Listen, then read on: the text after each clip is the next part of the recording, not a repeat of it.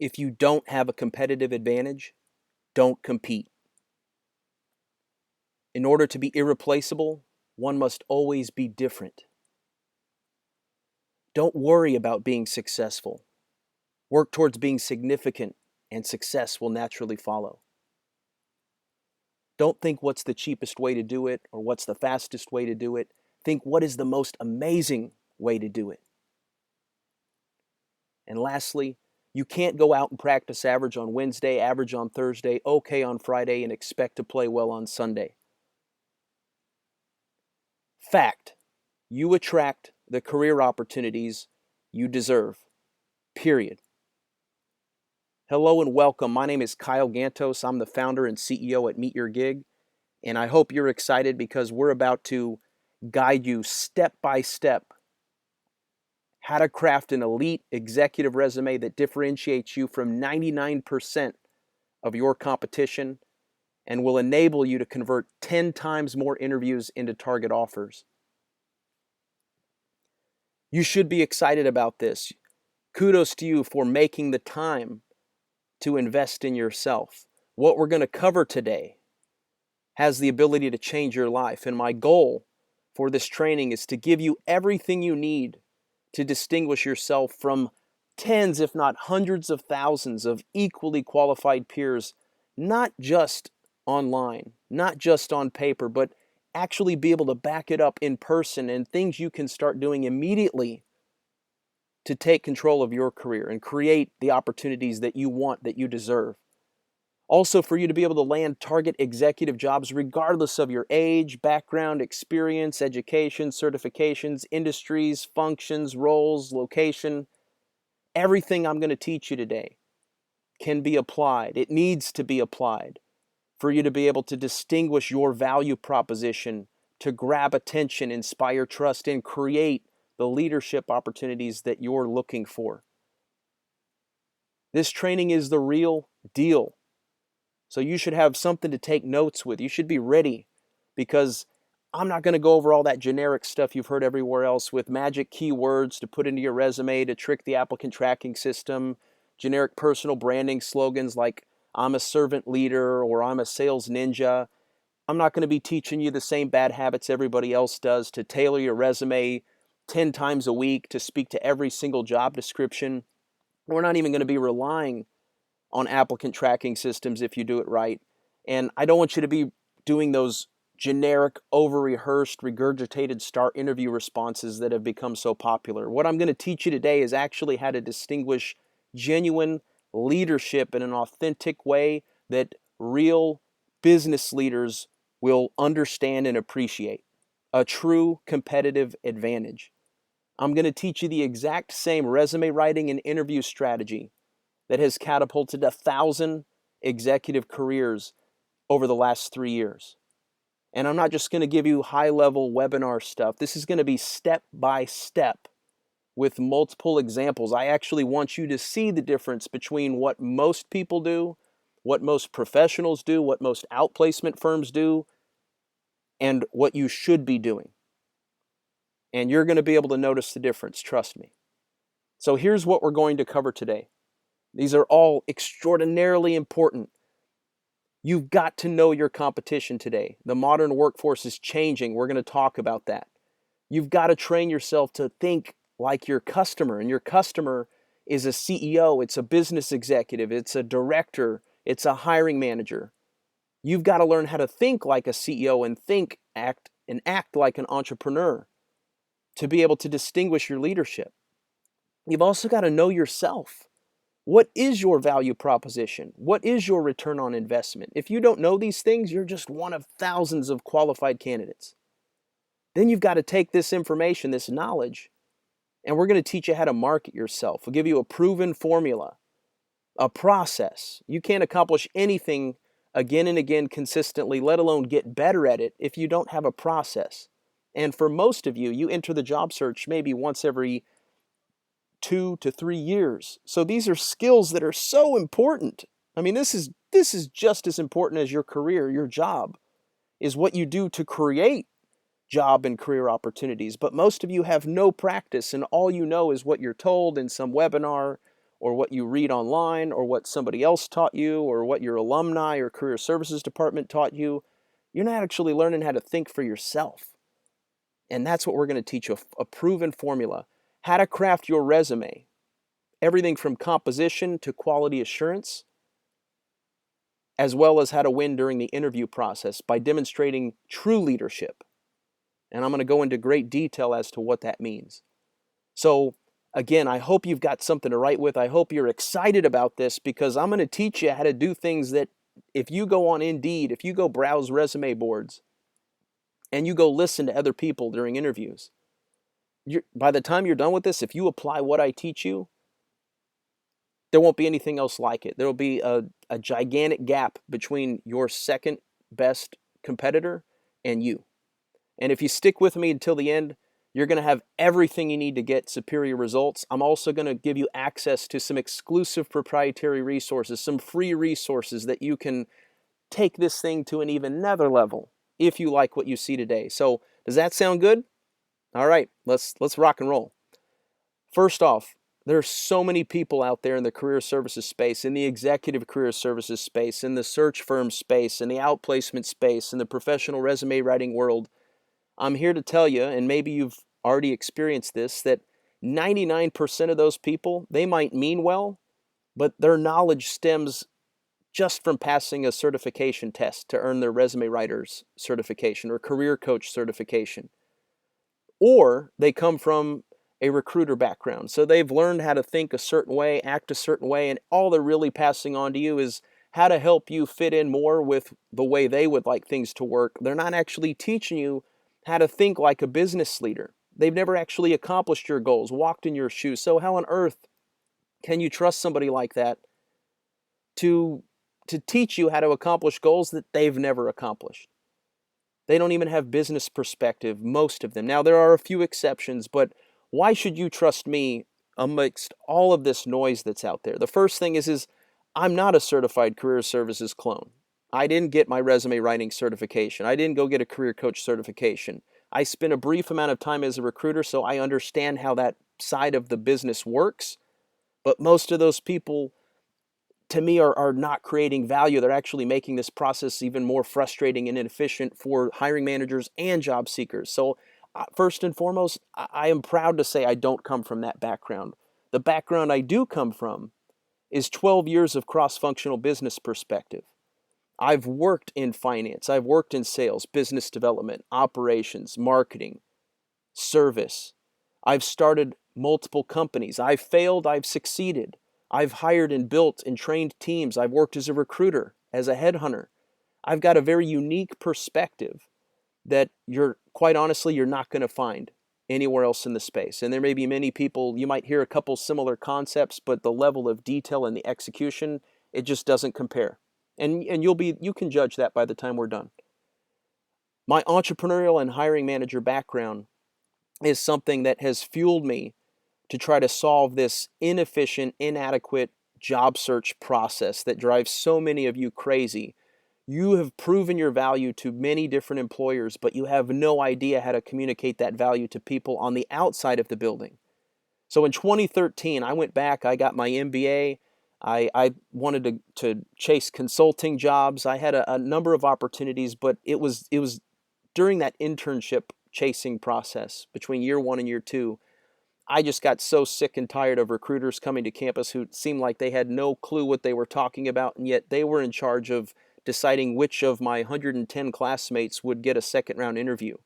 And it just seemed like they did not appreciate what I brought to the table, the leadership, the perspective. They were just looking for somebody who had exactly 4 years of experience or who had worked in this specific industry, when the truth is all of those skills are transferable, and you can't teach leadership.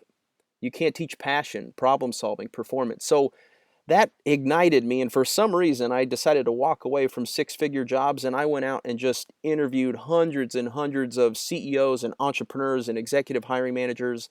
I spent about 15,000 hours unpaid just to learn different perspectives. How do different people think? What are they looking for when they hire? What are their challenges?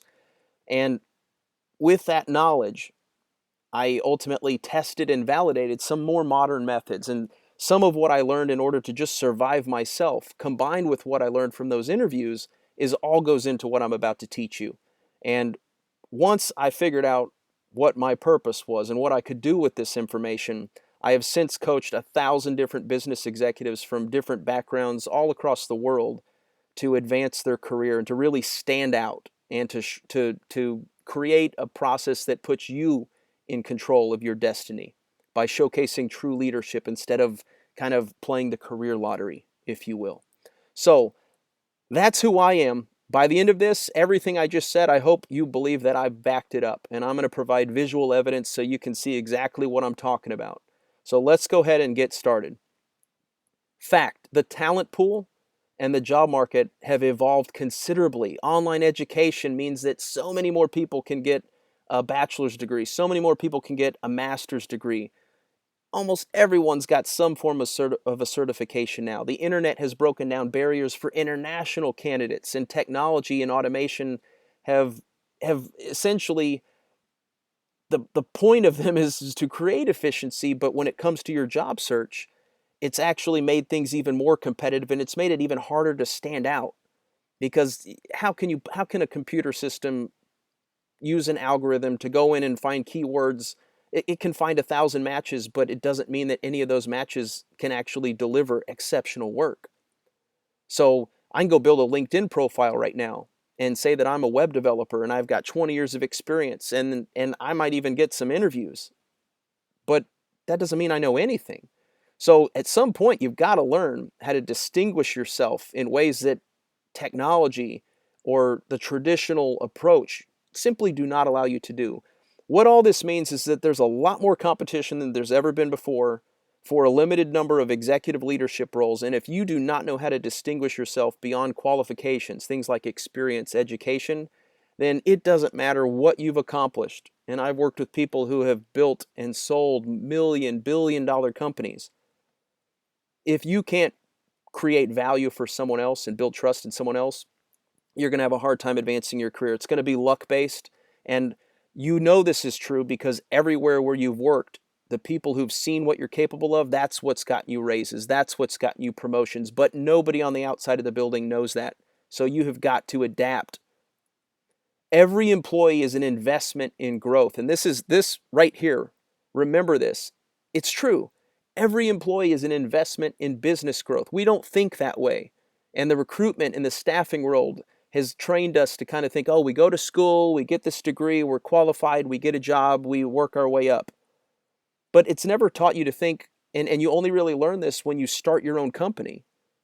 But everybody you hire, you're hiring them because you expect a return on investment. You don't just create a job to donate a charitable salary to someone's career. You create jobs, maybe the government does that, but you create jobs to invest resources into somebody so that you can have a 3, 5, 10, 20x return on investment for your company. Anyone who's worked in finance knows this. Anyone who's worked in operations can appreciate that. Anyone who's been in finance, accounting, again, sales and business development. I can't pay you a salary if you're not bringing in a 10x return on investment by making $1 million deals. And this also applies to even entry-level employees. So success is measurable. Just turn on the television. Everything is measurable. Shark Tank is the perfect example of this. We measure business success in profit, revenue, cost savings, and efficiencies. And executive hiring managers, the higher up you go in a company, they actually have a fiduciary responsibility to create more value for their shareholders. They have a duty to win. And they're looking, the good ones anyway, the ones that are leading companies that are going to be market leaders, that are going to be around, that are going to create new growth opportunities, new careers, offer you security, sustainability, learning opportunities. They're looking for leaders to help them engineer bigger and better results. And they will invest in those who they trust, keyword trust, to maximize their business ROI. So what do they care about? Well, if you were to go survey, and I did this when I interviewed 500 different stakeholders, if you were to go survey HR, recruiters, headhunters, and ask them, what do you look for? They're trained to look for things like experience, education, certifications, work gaps, salary expectations. If you go ask entrepreneurs, serial entrepreneurs, CEOs, senior level executives, what do they look for?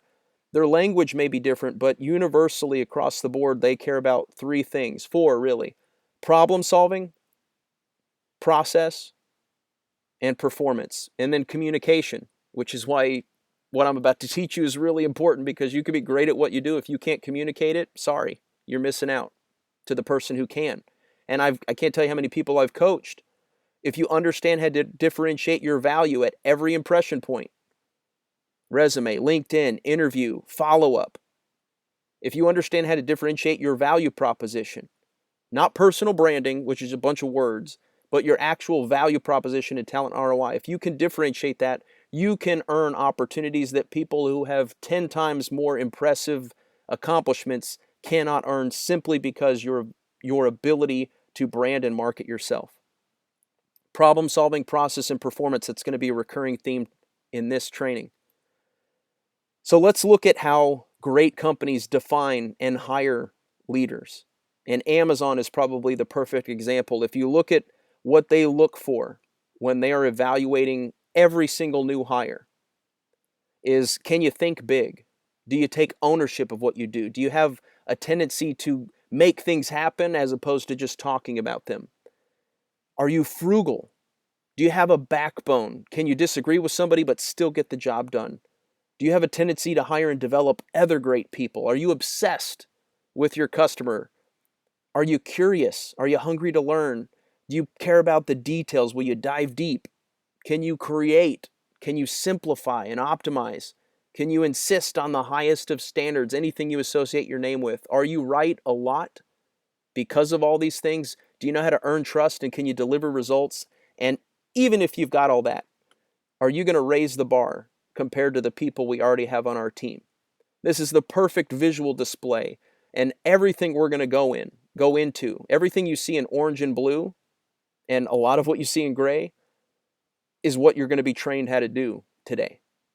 This is your value proposition. It may end up in your resume and your LinkedIn, but it's your value proposition.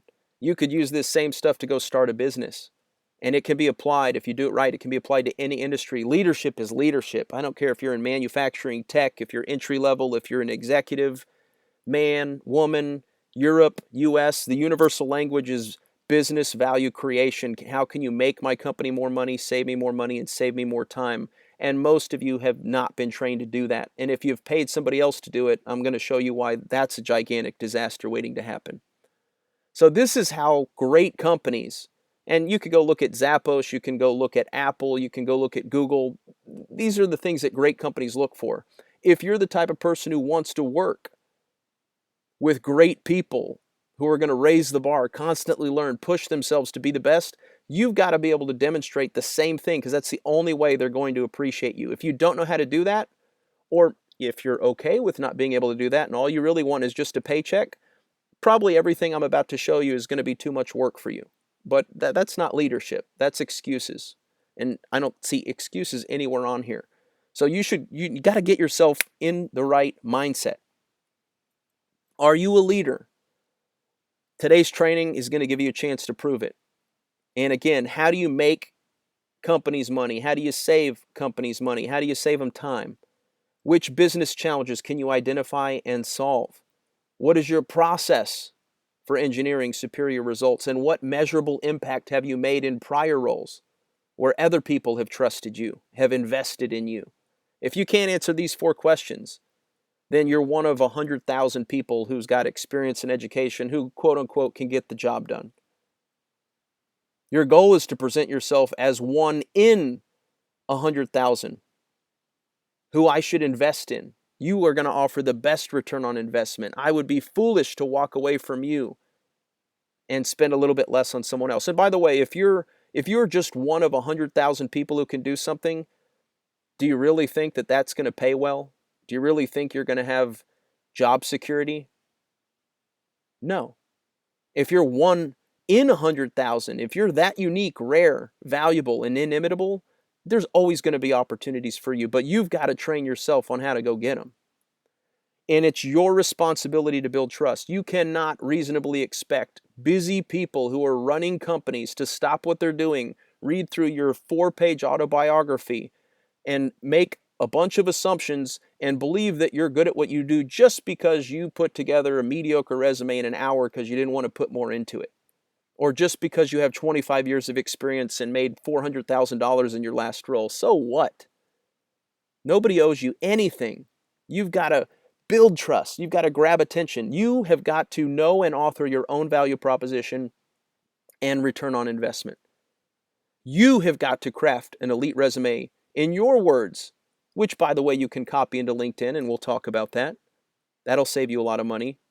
A lot of people out there trying to charge you a few $100 just to optimize some words online. You don't know any better, you'll get burned. But more importantly, if you can't sharpen your perspective and communicate your value proposition on paper, online, and in person, you got to back it up in person. You could have the best product in the world. If you can't back it up in person, I'm not investing in you. You've just wasted my time because the product, man, the wrapping was great, but when I opened it up, it was horrible. You got to be able to do all of this. And you should be excited about that because what I'm teaching you today is going to give you an advantage over 99.9% of your competition who either doesn't know any better or is too lazy to do it. If you're a true leader, you should be pumped up right now. If you fail to grab attention, you will have very few opportunities. If you fail to back it up, you will not convert those opportunities into offers. You got to do both. So let's learn how. How do you stand out from 99.9% of your competition? Grab the attention of key decision makers and establish trust that you are the absolute best return on investment, and they would be foolish to go save $10,000, $15,000, $20,000 on their second best option because you're not just one of 100,000 people who can get the job done. You're the person who's going to make me $10 million over the last 3 years by solving very specific problems which you can back up with evidence, your process, which I know you can replicate, and the value that you've created, not to mention what you're showing me you can do for my company. I add it all up, and that's how you create value. That's how you create markets. That is how you actually are able to negotiate $10, $15, $30, $50,000 above whatever the published salary is. Step one is you've got to be able to crystallize your goals. Too many people most people don't do this. They jump right in and they go, all right, it's time. I got to go find a better job. Let me go throw my resume together. I just got restructured out. Let me go throw my resume together. Let me go pay somebody to do my resume for me. And so much of what they do is spending time trying to fit into somebody else's box. If you don't know where you're going, people, that's exactly where you're going to end up. Remember those quotes at the beginning. What do you want to do? What makes you happy? So what are you passionate about? What's your purpose? What kind of projects and responsibilities do you want to have? Where do you want to be located? How much travel do you want to do? And it drives me crazy when people say, I'll be willing to move anywhere for the right opportunity. Where do you want to go? Set a goal. If you're worth anything, you'll create a market. Build the dream you want. What are you worth? And what are your 3 to 5 year objectives? How's this next opportunity going to position you for whatever it is, retirement or for career advancement, to maybe start your own business? You should have goals. You need to write those goals down. You should be specific, but also from a company standpoint, what size and life cycle? What are you looking for in a leadership team, in a work environment, culture and values? Does their strategy and mission align with your long-term goals? If you don't take a moment to think about this stuff, how can you have a value proposition? Because you don't even know what you want to do. If you don't know what you want to do, we can't have a value proposition. If you know what you want to do, we can apply that value proposition to a million different ways to help you get what you want. But you got to start by crystallizing your goals, and too many people shortcut this. And you know what? I'll tell you one thing. I've talked to hundreds of entrepreneurs, CEOs, executives who've accomplished some extraordinary things. You can tell the difference between somebody who's just looking for a job and somebody who's actually loves what they do, has some goals, and who's dang good at what they do. You can tell the difference. For those of you who don't have any goals, sorry, but you've already lost. You'll be able to maybe find a job, but you'll be easily replaceable and you're not going to make anywhere near what you think you're worth. Set a goal, because everything I'm going to teach you is going to teach you how to make that goal, transform that vision into a reality. Step 2, you've got to identify 5 ways You create business value. And my philosophy is very different. I don't want to train you how to fit into everybody else's box and go back and tailor your resume and your cover letter to speak to every single job under the moon that you see posted, which, by the way, none of those typically align with your exact dream job. You just convince yourself, oh my goodness, I'm really excited. This job speaks to me. You don't even know the people yet. So you don't know if that job speaks to you because the job description may be great. You can do it all. You might want to do it all, but you haven't even met the person you're working with yet. So what we need to do is we got to showcase maximum versatility, because I want you to create a resume, a product, a LinkedIn profile, a value proposition that you could literally put on the desk of any CEO of any company on this planet, and they may or may not have an opportunity for you, but they would have a reason to spend 15 minutes because they could see how you can make any company better. So I'm talking things like research, strategic planning, project management, implementation, cross-functional leadership, functional skills, sales, business development, finance, operations, service, process improvement, performance optimization, technology, infrastructure, integration, and then organizational and talent development. Notice how we've got problem identification and solution development is basically the first one. Can you identify problems and solve them? If you can't, you're not as great of a leader as you think. Anybody can go do a few tasks. Leaders can actually see room for improvement, develop plans, and bring them to life. Number 2, cross-functional leadership and skill specialization. Can you wear different functional hats? Can you work with different functional departments? Do you have functional perspective? Good news for anyone looking to change their career. I guarantee you your skills are transferable. And the cool thing is you have perspective going into a new field that most people already in that field don't have.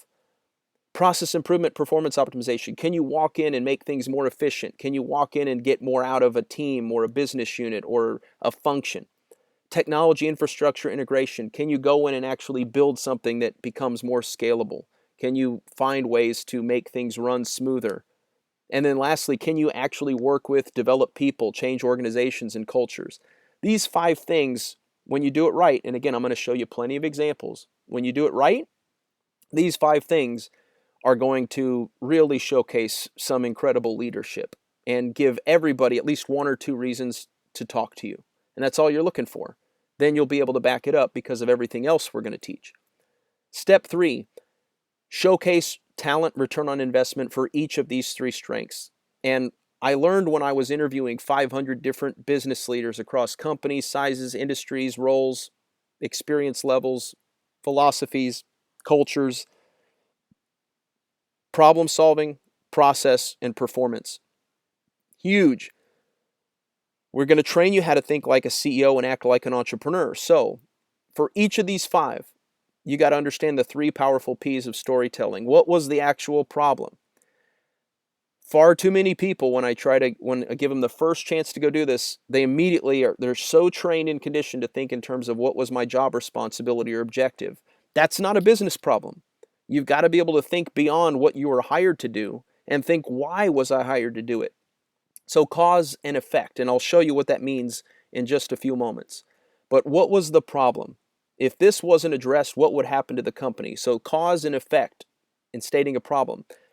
With each of these 5, we have 5 different challenges you've been exposed to. So we've got 5 different skills. We've got 5 different challenges. So you multiply those 2 together, and you've already got 25 different ways you can help somebody. Process element number 1, how did you identify the problem? You can't just skip right to what you started doing to implement it, because that tells me that you might just be so focused on getting things done, you won't actually speak up and identify when there's room for improvement, or what if this project is going to waste time and money. Leaders identify that. They question it.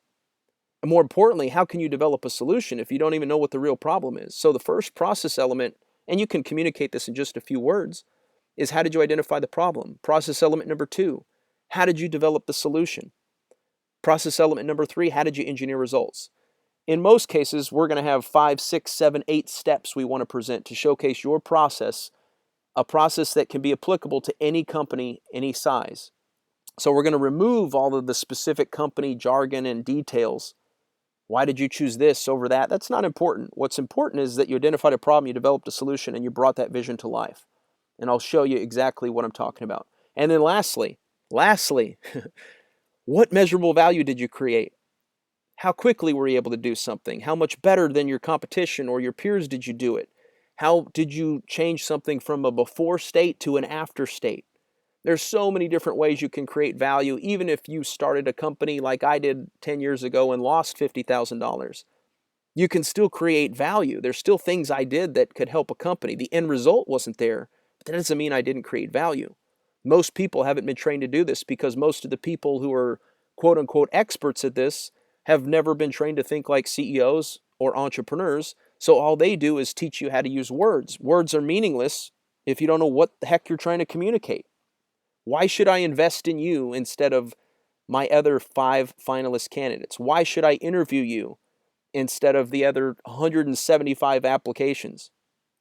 It has to do with value. And by the way, if you can communicate it and then back it up, you've got an advantage over everybody else for the rest of your career. Step 4, present supporting career achievements. So the 5 business strengths are page 1, LinkedIn summary section up at the top.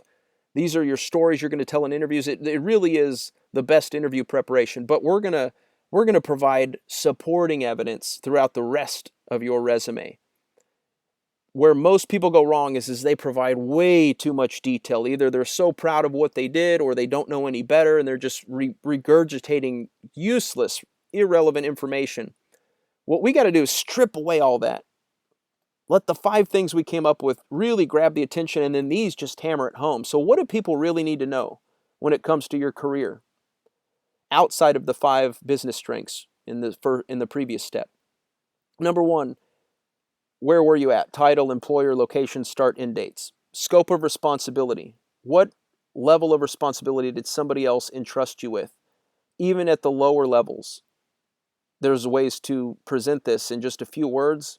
Include a metric, and you can do something in such a small amount of space that most people waste 2-3 lines of real estate on. What functional hats did you wear in order of operation? I'll show you all of this, I promise you, in just a few moments. Summarized contributions. Verb plus contribution. What hat did you wear? And this reinforces those 5 business strengths from earlier.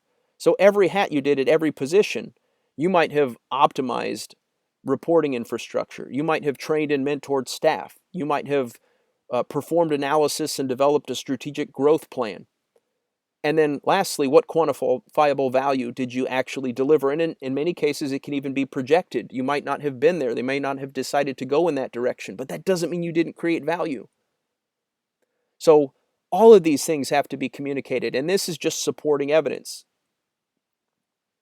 Lastly, compose your executive resume. You got to take all this great information, and the final product has got to wow me. That first impression, I want it to be so much better than anything you've ever seen, anything they've ever seen.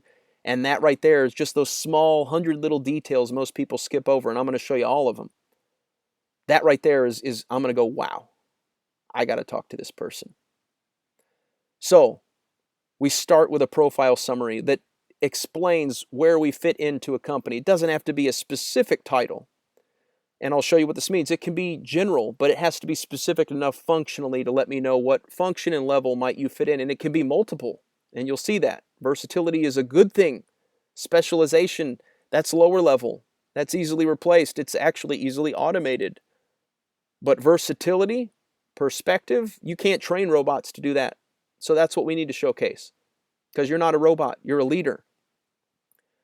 Target roles, description, and functional skills so that my eyes can see what I'm looking for. Select accomplishments, those 5 business strengths and stories, man, that is billboard material. That's interview prep, but it's also page 1 resume, top of LinkedIn. Professional achievements, again, the scope, the hats, the contributions, the ROI, that's supporting from towards the bottom of page 1 into page 2.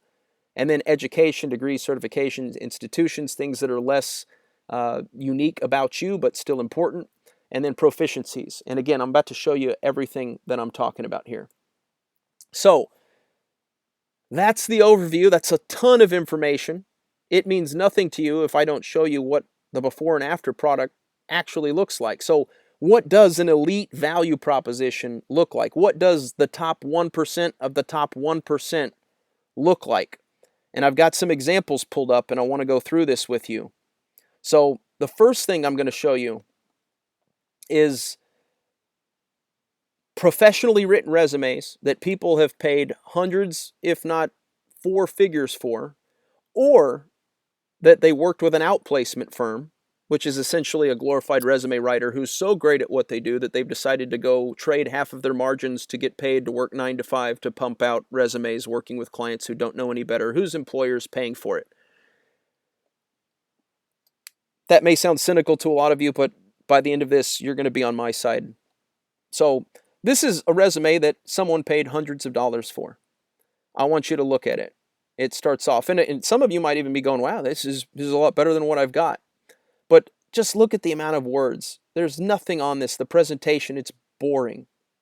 There's some elements that are good, but it's a bunch of words. We've got a few numbers in here, but no spacing here. It's so much words that it puts me to sleep. And this is probably better than most. But this can be presented a lot better. Some of you may be satisfied with this. I'll tell you what, this might get you considered for an interview. When you see my product, what you're actually capable of, you execute the process I'm teaching, then you're going to laugh at this one. Let's look at another one that someone paid hundreds of dollars for. Okay, we've kind of got what position they're looking for right here, some of their experience. We've got some keywords here. And then again, we go into BCI provides engineering service. Who cares? I don't care what that company does. What does that matter? Senior managing staff reporting to the COO. Okay, great. You reported within that waste of 3 lines right here. Here we've got some value, but I don't know what your process is. Can you replicate it? Did you get lucky? Was this pipeline already developed? Just because you have numbers doesn't mean your numbers are impressive. Sourced and deployed over 140 consultants worldwide. All right, that doesn't mean they were any good. That doesn't tell me what the company's performance was. So we've got some good stuff. I don't mean to completely tear it apart, but 3 lines to communicate something I'm going to show you how to do in 1. 3 lines of just wasted real estate right here. So let's go to another resume. By the way, this resume's 3 pages. That's too long. Think about Shark Tank. If they ask you to pitch and you talk for 15 minutes, you'd have been cut a long time ago. What do I need to know? Here's an IT resume. Paid for it. Bunch of words. Just look at all the words. How good at you are. You build amazing technology, but I don't know it. Because 100,000 other IT web developers, architects, could all put the same information on their resume. Look, just bullets. I mean, it's the presentation is halfway decent. But we've got a period at the end of here, no period right here, no period right here. My eyes immediately go to the 4-word manage infrastructure. Okay, that tense is present. Manage infrastructure, that sounds like a job responsibility. Cultivated partnerships. Okay, that's something that took place in the past. Been a key player in reducing the online response times, which made the company's website move from 16 to number 1 in competitors. I don't know who wrote that, but if they call themselves a professional, they wouldn't even, I would light their resume on fire. And somebody wrote this. Somebody actually wrote this and got paid to do it. Awful. No value. I mean, it's all words. So what? Next. On to page 2. So let's look at the next one. I remember this gentleman, Patrick. Look at the outplacement. This is outplacement right here. Look at just highlights of recent contributions. Just lots of words. It's boring. Everything's stuffed together. Spend hundreds of dollars on this. But most of you don't know any better. So you get this back and you go, wow. Some of you are working with outplacement firms. It'll take you 4 to 5 weeks to get something like this back. I mean, there's a couple data points in here, but there's nothing special. There's nothing unique. There's nothing valuable that says, oh my God, I got to talk to this guy. Here's finance, CFO, another outplacement resume. Self-motivated. Wow, how many leaders are self-motivated? Bottom line oriented finance guy. Wow, that's unique. Nobody can't find finance people who are bottom line oriented.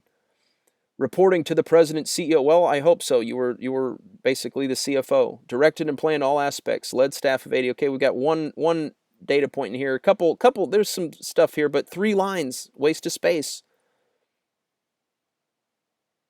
So some data points, but again, I just want to go through these to show you. These are, you could go search Indeed and look at resumes, and you can just see all kinds. These are all professional folks. If all these people were paid professional resumes to write these, how come they all look so different? How come the quality is so different? They all have a certification. Why is the quality so much different? So here's another one. This one actually has a lot of good data points,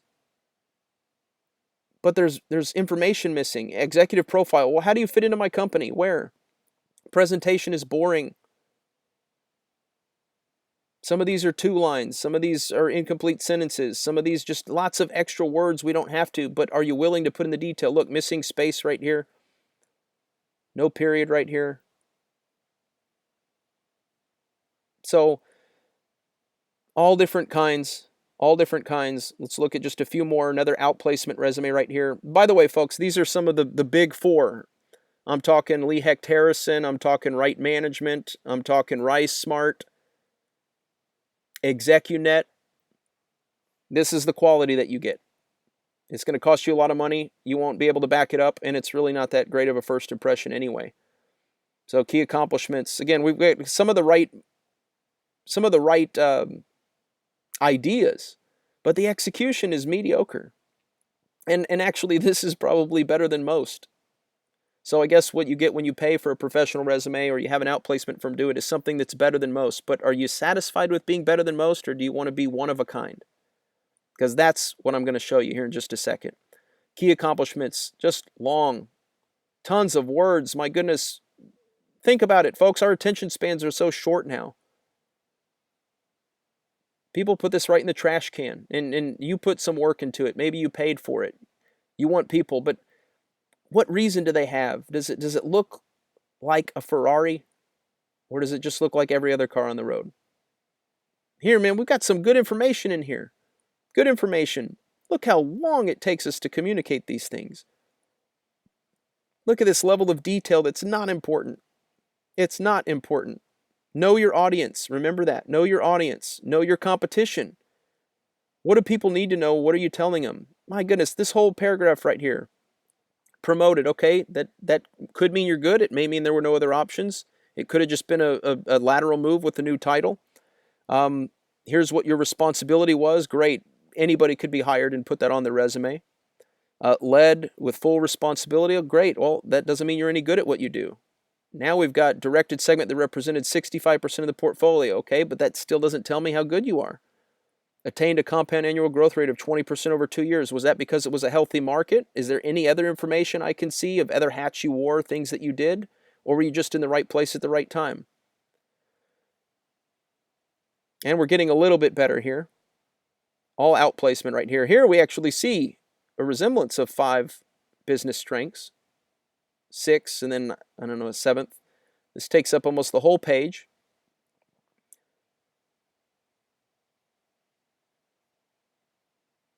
We've got some good stuff. The way it's packaged is just not, it's not wow. But again, better than most. Some of you are okay with that. I want the ones who want to absolutely be recognized as the best. Get ready. We're almost done here. So these are just some outplacement resumes. We start to get into ones. This gentleman actually worked with some of the founders at Execunet. He complained about how long the process was taking. He complained that most of his information wasn't being used. So he actually worked with a couple of the founders of the company, and it still took him 5-6 weeks. They didn't use most of the information. They even came back and said, hey, your draft of the exercise we gave you is better than anything we've ever seen. And yet, this gentleman actually did most of the work himself. Look at, this is first impression, an extra space right here. This is working with the founders of Execunet. Here we've got 5 business strengths, but again, some of these have numbers, some of them don't. Are we communicating problem, process? No. Here we've got other Other things, oh my goodness, look how long this takes. We've got some good data points, but again, how did you do it? I don't know everything. Some of these things should be numbers instead of doubling. That number, double, double. So some good information, but my goodness, Execunet, they do a ton of business. This guy had to actually complain, and then this is the end-up product he have, which, by the way, is 3 pages. 3 pages. And then here's one more. Just look at the everything here. It's all right, some quotes of other people I've never heard of. Former president, blah, blah, blah. What value did we create? We're missing a space right here. This is all professional, folks. We got no line breaks here. Everything's just jammed together. Here's an incomplete. Specific markets and many market segments include, okay, I guess if a recruiter is looking for specific industry experience, this would jump out to them. As a CEO, all I care about is value, and the only number I have here is 20%. That doesn't mean that, and by the way, we're missing a period here. We've got a period here, but no period here. Missing line break, 3 lines to communicate essentially nothing. And again, what is a 3-page resume? That would be cut from Shark Tank immediately. And then last one, I promise. So presentation, hey, finally some, decent presentation. We can beat this. Listing words, and again, lots of bullet points, only a few data points in here, just lots of wasted space with words. And that's why I'm telling you, these are really talented people, folks. I've worked with these people. You're going to see some of their after resumes in just a second. But the first impression is good. It's just not great. So let's see what an amazing resume looks like. And I'm going to go through some of these just to show you the versatility of different types of people. This works for really any functional background, any skill level. But I want you to see, first and foremost, just right here with the contact information, we're using basically 3 lines. One's a blue line, name, everything else. All these other resumes, they're literally wasting a sixth of the page to communicate contact information. Many of these don't even tell me how you might fit into my company. Look, we're showcasing I'm a strategy person, I'm an operations person, I'm an executive. That could be in the C-suite at your company. It could be a VP at another company. I'm also looking for these level of roles. This is about the longest word description we have, but it's everything you need to know. Notice how the language speaks towards what does the business leader need to know. Versatile, cross-functional business leader and entrepreneurial growth catalyst with a deep-rooted passion for analytical problem solving, something every company's looking for. Here we do put in the experience delivering superior P&L results across multiple industries. I'm versatile, again. Proficient in strategic planning, organizational development, change management. So I'm listing kind of a life cycle of hats I can wear. Equally skilled in startups, turnarounds, and acquisitions. Outstanding communicator. I told you that's one of the 4 things every great leader is looking for. Keen attention to detail. We're going to actually back that one up. And ability to forge collaborative relationships, and then highest level of education, in this case an MBA. So we've got some hats we can wear, high level, and then here's those 5 business strengths. And I want to spend just a second on here. Reactive, non-strategic global business, deteriorated company EBITDA. There's your business challenge. So what was the problem? Reactive, non-strategic. What was the effect? It deteriorated earnings. What was your process? I analyzed global pricing and cost structure. I segmented target clients, aligned intellectual property and products, galvanized leadership, revised compensation plans, delivered solutions, and streamlined operations. Okay, great process. I can see how you could do that for me, and I'm in a completely different industry.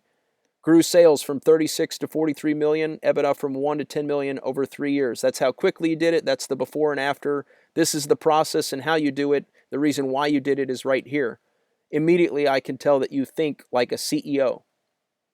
And by the way, just because this gentleman is looking for CEO positions doesn't mean that if you're a project manager, you can't have the exact same execution. Financial planning, analysis, and P&L optimization, sales, business development, strategic partnerships, leadership, team building, organizational development, startup turnaround and change management, startup strategic planning and project management, versatility. Now we get into the supporting evidence. Oversaw $43 million global business. I knew he's an EVP of international. Oversaw $43 million global business. 4 words basically tells me that someone else entrusted him with $43 million in business. Responsible for strategic planning, organizational development, change management, solution development, mergers and acquisitions, and P&L management. Managed 111 full-time employees. Notice how the things that we're listing here speak to these 5 things right here. We're just reinforcing the billboard with supporting evidence.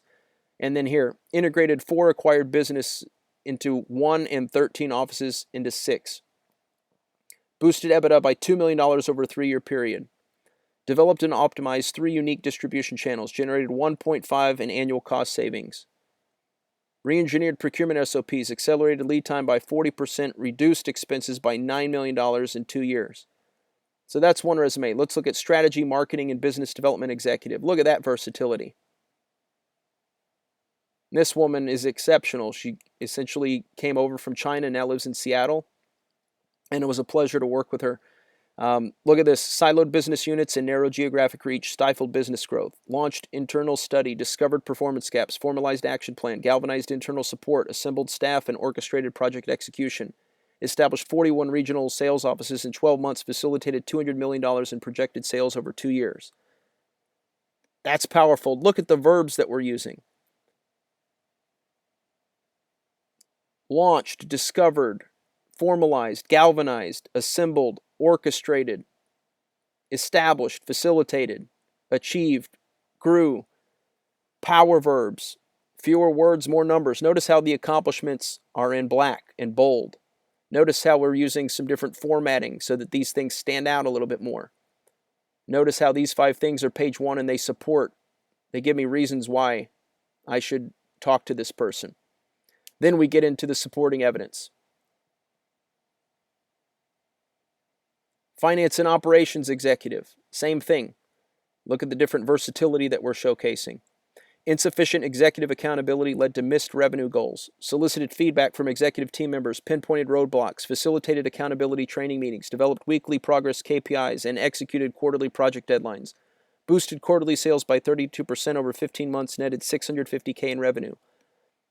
This isn't something that you just throw together. This takes a little bit of time to massage, to go into the details, to make sure we don't use the same verb again, to make sure we're using powerful verbs. By the way, avoid words like managed and led. Anybody can do that. Avoid listing objectives and responsibilities. Anybody can copy and paste that.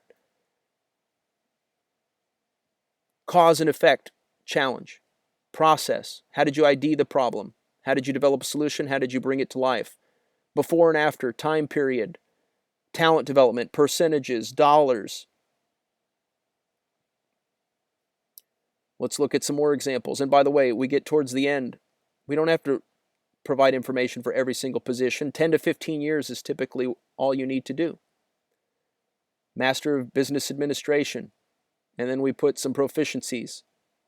These are the more specialized things.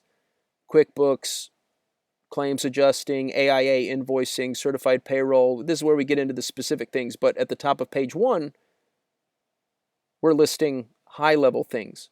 Systems and technology integration, research and data analysis, organizational development, vendor and supplier relations, training and development.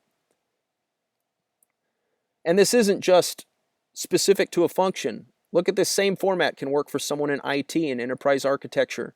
We looked at that IT resume earlier. It didn't have any value creation. How many IT people can actually understand, let alone communicate, let alone grab attention, let alone inspire trust that your applications and technology actually create business value? And just because you didn't have access to all this information doesn't mean you can't estimate it, doesn't mean you can't logically go through it and create a formula. Consultants do this every single day when they present to businesses. They say, here's how much we're going to make you. Here's about how long it will take. Here's how we're going to distinguish you from the competition. Here's how we're going to execute it step by step. Here's the value we're going to create.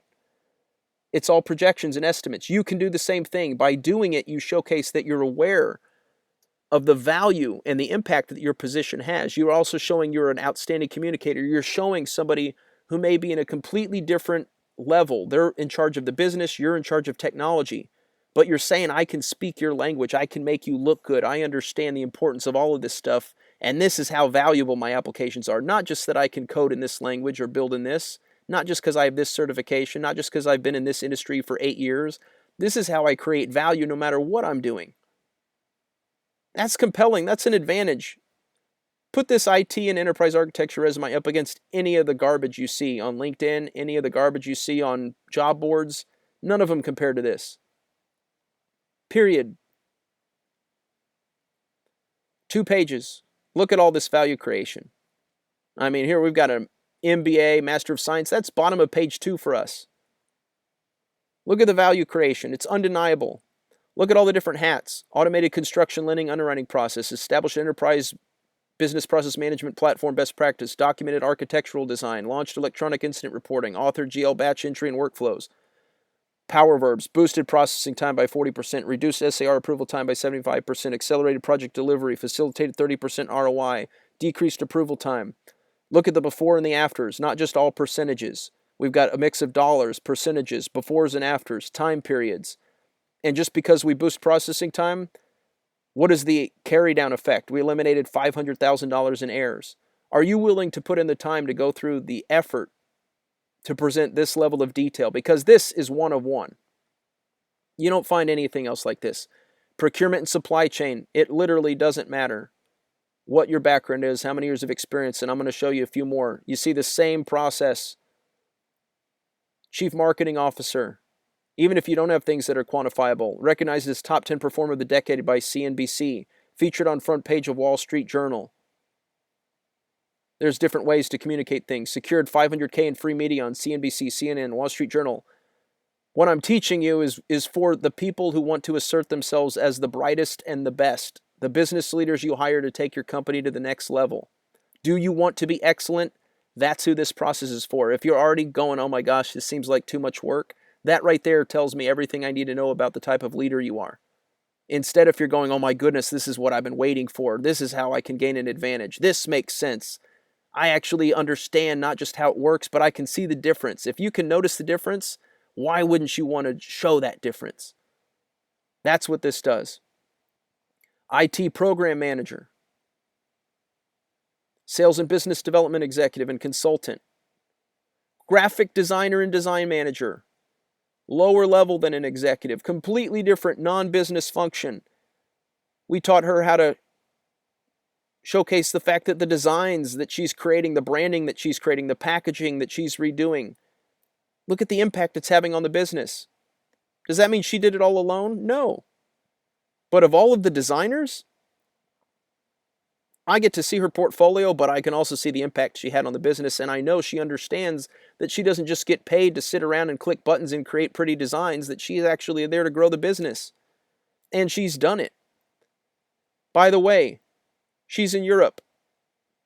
You think they want to make money, and save time over in Europe, in Australia, in the Middle East? Of course they do. This works anywhere. You just got to work it. Organizational development, project management. Couldn't get any interviews. Now getting a ton of interviews. Couldn't get job offers. Now getting offers. Couldn't negotiate. Now actually, when you create value, you can capture value. If you're not worth anything, why should anybody invest in you? And if you're one of 100,000 people who can do it, don't complain because you're not making what you think you're worth.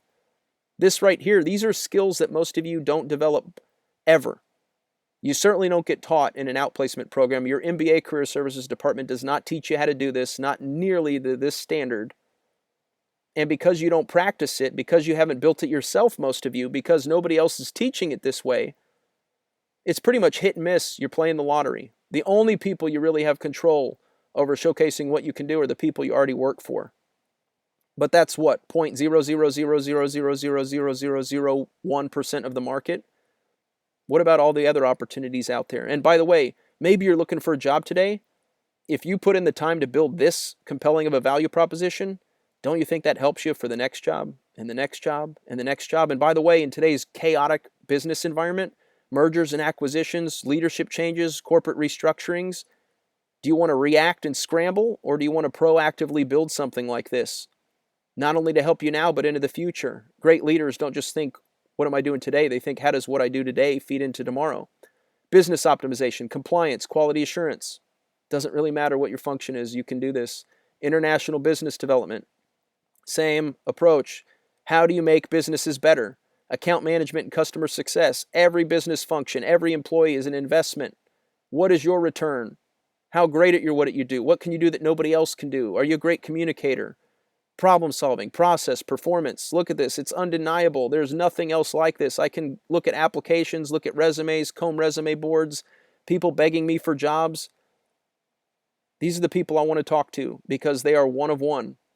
They've put in the time to distance themselves from everybody else. And guess what? They wrote it so they can back it up. Can you? Or did you just wing together, throw something together, hire somebody, work for a couple weeks, sit back, you got something that looks a little bit better than what you had, and you're wondering why none of that's adding up to results? You're wondering why people are telling you that you're too old, you're too underqualified, you don't have enough experience. If that's what they're telling you, your value proposition isn't strong enough. If you can create value and wear different hats and improve businesses, people can't tell you that you're not qualified. It either means you're talking to the wrong people or your value proposition isn't good enough. And in most cases, it's actually both. You can do this. Look at all the examples. So that's what it looks like. Notice how all of these, one line only. Put in the time to get it to one line. Use the right verbs. Notice how we don't use the same verb again. Architected, restructured, researched, planned, launched, championed, engineered, redesigned, established, streamlined, negotiated, initiated,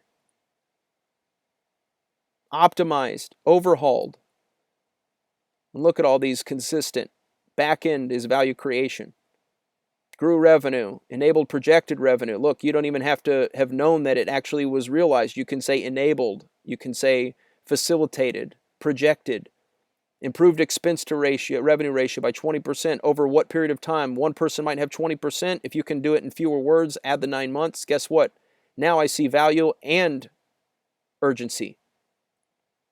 Percentages, befores, afters, dollar signs, projections, hired and mentored 10-person staff, facilitated 1 executive promotion over a 10-month period. Look at all these things, the little details that add up to being the absolute best value proposition I've ever seen. Oversees $4 billion global cloud business and $100 million annual budget. Responsible for, let's reinforce the 5 business strengths: strategic planning, campaign management, customer experience, manages 90 FTEs. So this is what an elite resume looks like. And you've seen it can be applied at all levels. It's really just a question of, do you want to apply yourself to assert your leadership on paper, online, and in person?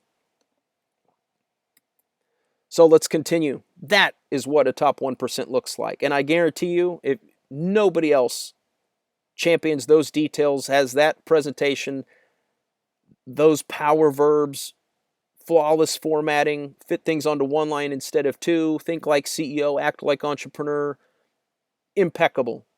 It just takes effort. And you know what? Leaders don't complain. Leaders go, oh my goodness, competitive advantage. What do I got to do to become better? That's what leaders do. If you do it, people are going to perceive you that way. And guess what? The ones who appreciate that will love you. The ones who don't, do you really want to work for those people?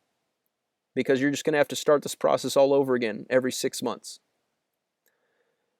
When you do this, you can also take the same information and optimize your LinkedIn profile. 30 minutes will save you $500. There's so many people selling LinkedIn optimization now. And it's just like a scam. You don't need any of this stuff. It's just because you don't know it any better, they're going to try to make a few $100 off of you. If you do that resume, you can come back and you can take the same title at the top: Organizational Development Executive, Finance and Operations Executive. You put that as your headline.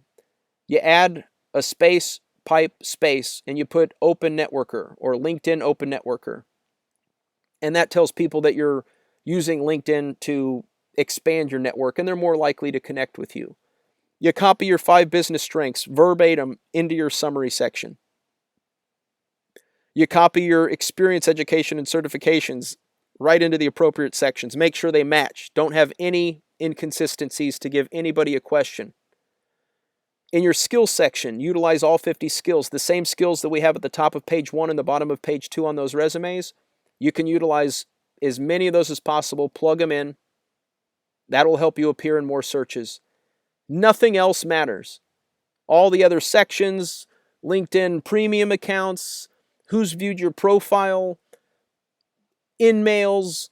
There's so many things that are just designed to either monetize LinkedIn, to get you to buy stuff you don't need, or to reinforce your reliance on luck. If you're going to be suckered into that stuff, you're going to blow through a lot of money you don't need to, and you can take this great product and now boom, it matches. It's all business value is business value. You don't do things different on your resume and LinkedIn.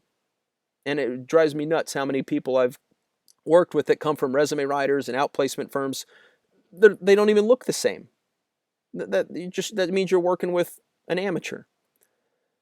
Now, we've talked about being great on paper and online, but how do you actually distinguish yourself in interviews? Because I know all of you, just want an amazing product. You actually want to get results. So, leaders outperform qualified candidates. When most people go into an interview process, and by the way, most people who are conducting the interviews, the questions they're asking are cookie cutter. Some of them are not even relevant. If it's an HR or recruiter, hey, even more so. But if you're actually talking to the hiring manager, and that's really the person you need to be talking to, you've got to demonstrate leadership. What do leaders do? Leaders don't just go, hey, I'm 1 in 100,000. I can get your job done. Let me answer your questions. Here's my star responses. And I'm just going to say yes, tell you what you want to hear, and we'll figure it out once we start working together. I might actually be able to do it or might not. If that's your approach, you might think that you aced the interview. But if you didn't ask any questions, if you didn't interview them, what are you really winning? Because once you start that job, you're actually going to get to see what it's like to really work there. So one of the things you learn by asking questions is you actually get to determine, are they open to questions? Are they open to people who challenge things? Are they open to leadership? Do these people, are they really passionate about what they do? Do they have specific business goals? You've got to know what their business goals are. The goals are not always what they put in a job description. And in fact, in most cases, why would they? They don't want to publish that information. But when you're talking to them, you've got to discover their business goals. If you don't, you're just one of 5 finalists who didn't ask that question, which means that none of you can customize your value proposition or even offer additional solutions beyond the position they're hiring you for to strengthen your value proposition and show them how you can take their business to the next level. You got to discover what their short and long-term goals are. They should be measurable. If they're not, that should scare you. If they are, now you've got something to work with. Now I know what my value proposition has got to address.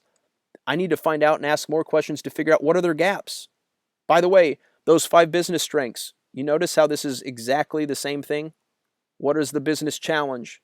What's the current state? What's the cause? What's the effect?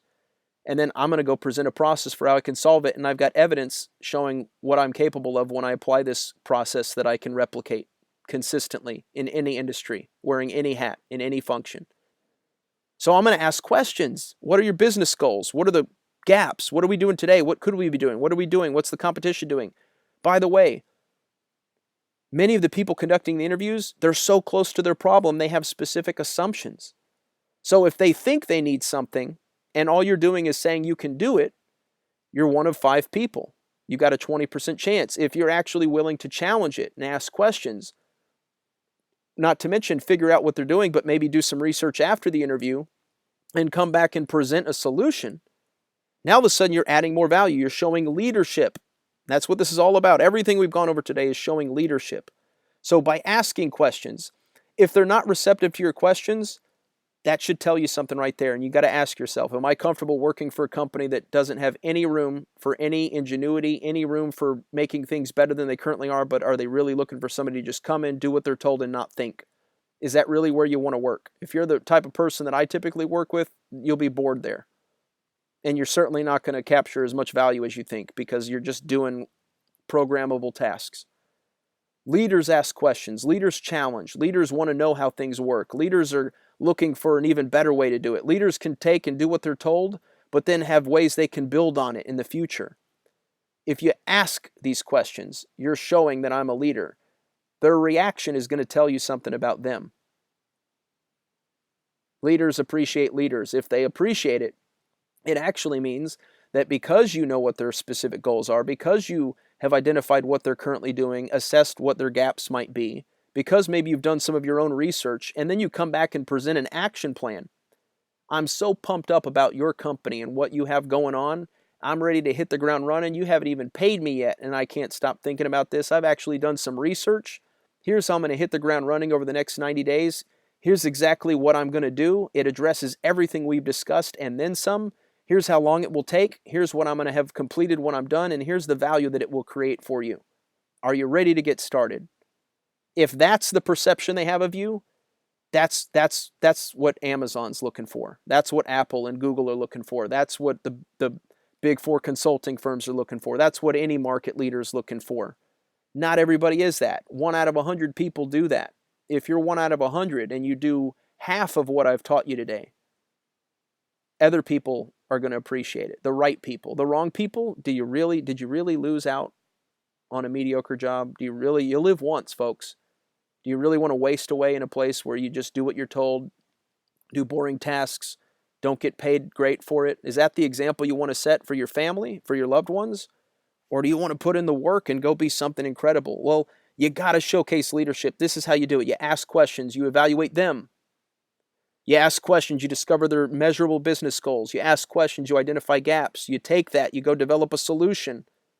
You come back, you present your plan. When you do that, not only will you secure those jobs more often, but you'll make sure that those are the right career opportunities for you, and you're going to maximize your value because you are now one of one instead of one of 5 or one of 250 applicants or one of 100,000 people who has the same information on their piece of paper that's useless.